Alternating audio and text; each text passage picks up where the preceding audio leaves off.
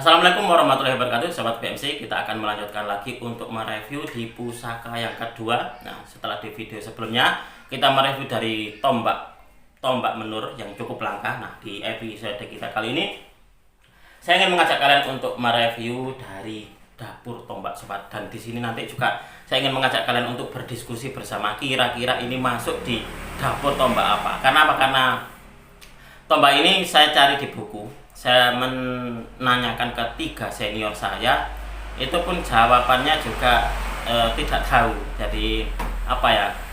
Yang satu bilangnya tombak ini, yang satu ini, yang satu ini gitu. Dan kesimpulannya ketiga-tiganya ini bisa dikatakan masih belum tahu gitu, sobat. Itu senior saya. Dan saya mencarinya di buku saya, buku ensiklopedia, lalu di buku dapur, dan juga di buku yang lainnya. Saya masih belum mendapatkan jawaban. Nah, mungkin sobat, saya membuat video ini, mungkin di antara sobat semuanya mungkin ada yang tahu kira-kira ini masuk di dapur tombak apa. Karena saya kemarin pun juga melihat dari postingannya teman saya, tombaknya seperti ini juga, dan ditanyakan kepada ini di komentar, itu masuk di tombak apa kira-kira dapurnya.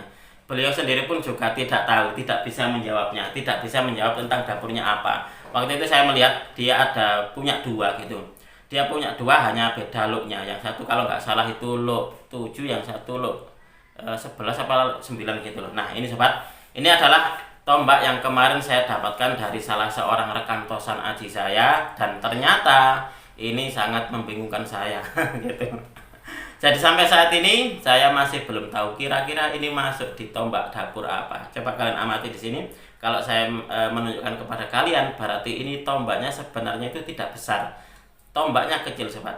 Nah, tombaknya kecil seperti ini. Coba kita akan melihatnya bersama.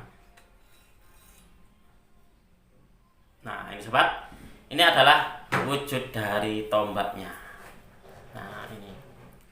Bentuknya pipih. Nah, bentuknya pipih. Saya bertanya kepada senior saya, apakah ini masuk di cacing kanil? Ternyata ketiganya itu bilang, oh bukan Mas Tony, tidak masuk cacing kanil. Karena memang sepengetahuan saya memang cacing kanil itu kalau nggak bentuknya itu bilahnya ini membulat, jadi bulat, atau juga persegi 3 atau persegi 4 seperti itu, atau bisa belimbing, itu bentuknya seperti itu. Itu untuk di cacing kanil. Sedangkan ini sobat, ini memang mirip dengan cacing kanil, hanya saja untuk di bagian bilahnya ini dia pipih, jadi tidak membulat, tidak persegi, ataupun juga tidak berbentuk belimbingan. Nah, itulah yang membuat ketiga senior saya pun juga masih belum tahu sampai sekarang. Nah, seperti ini.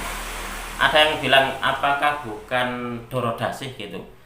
Kalau untuk di dorodasih apakah nggak pakai odo-odo, Pak? Oh iya, apa ya kira-kira ya? Apakah bukan mangkon gitu? Kapan hari saya melihat dapur mangkon kok, untuk dapur tombak mangkon, untuk di bagian sor-sorannya kok tidak membulat seperti ini gitu loh. Nah, ini yang masih menjadi pertanyaan gitu. Dan terakhir saya tanyakan kepada senior di sini juga, Pak Rahmat, kalau kalian tahu. Beliau pun juga, wah apa ya kira-kira masuk apa ini Mas Tony ya? Dan beliau pun juga belum bisa memberikan jawaban secara akurat. Kira-kira ini masuk di dapur apa? Jika di antara sobat semuanya ada yang mengetahui ini, kira-kira ini masuk di dapur tombak apa, silakan kalian tulis di kolom komentar. Bentuknya ini sangat sederhana sebenarnya sobat, kalau boleh saya bilang. Di bagian sor-sorannya ini dia memang agak membulat, tapi ke atasnya ini dia bentuknya pipih. Nah, seperti ini. Dan untuk di pamornya sendiri, ini adalah pamor sodo sakler atau sodo lanang. Saya akan membalik untuk kameranya biar kalian juga bisa melihat lebih detail tentang dapur tombaknya seperti apa. Oke sobat BMC, kita akan melanjutkan, kita akan melihat di tombaknya. Nah, tombak ini sebagai sebuah informasi bahwasanya ini saya dapatkan dari salah seorang rekan tosan aji saya yang ada di kota Jakarta, sobat. Dan beliau pun juga bilang bahwasanya untuk di tombaknya tombak look gitu saja, tombak Majapahit gitu, seperti itu, tapi tanpa menyebutkan nama dapur dari tombaknya. Mungkin beliau sendiri pun juga bingung kira-kira ini masuk di dapur tombak apa. Nah sobat, kalau kalian melihat di sini, sebenarnya ini adalah garap dari tombak yang cukup apa ya, bisa dikatakan cukup bagus gitu. Kalau kita melihat meduknya seperti ini, nah meduknya seperti ini adalah sangat apa ya, bisa dikatakan mengesankan sekali gitu loh model dari meduknya. Nah, kalau kalian melihat di sini, di bagian sor-sorannya ini agak membulat, lalu ke atas ini berbentuk pipih, sobat. Nah, awalnya saya mengira ini masuk di dapur cacing kanil, ternyata ini bukan cacing kanil, sobat. Dan saya pun juga, apakah ini kira-kira masuk di ini ya, dorodasih. Ternyata dorodasih itu ada yang luk 7, memang ada yang luk 7, ada yang luk 9. Itu di bagian ini tengahnya ada odo-odonya. Nah, coba kalian amati ini kata pemiliknya kemarin luk berapa ini ya, 1, 2, 3, 4, 5, 6, 7. Ini adalah tombak dengan luk 7 dan pamornya ini pamor sodo lanang, sobat. Nah, kemarin yang punya ini dia mengatakan kepada saya, Mas, ini kalau dibuatkan warangka seken ini kayaknya bagus banget gitu, Mas, cocok gitu loh. Nah, mungkin zaman dahulu tombak ini fungsinya ini dibuat sebagai sikep saja, sobat. Jadi fungsinya bukan dibuat perang, tapi dibuat sikep kayak penunggu rumah, atau juga untuk hal-hal kayak perlindungan tuh, seperti itu. Perlindungan pemilik dan juga perlindungan tempat usaha atau perlindungan keluarga, seperti itu. Sebagai saran doa untuk perlindungan tuh, seperti itu. Jadi fungsinya itu bukan dipakai untuk berperang. Karena apa? Karena bentuknya seperti ini. Ini bisa dikatakan tombaknya nggak terlalu panjang dan juga tidak kokoh, sobat.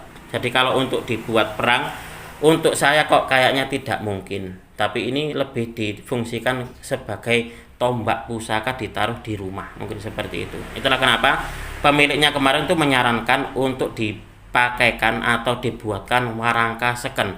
Karena kemarin saya mendapatkannya itu hanya tutupnya saja, tapi bukan ini tutupnya, sobat. Nah, bukan ini. Ini saya memiliki tutup tombak yang lainnya lagi gitu. Waktu tak masukkan kok. Nah, kok pas seperti ini. Tapi kemungkinan nanti untuk di tombak ini akan saya buatkan warangka seken kayaknya ini, kalau untuk di tombak ini, sobat. Nah, ini adalah kalau kalian melihat alur dari pamornya ini, pamor sodo lanang atau sodo sakler. Nah, seperti ini.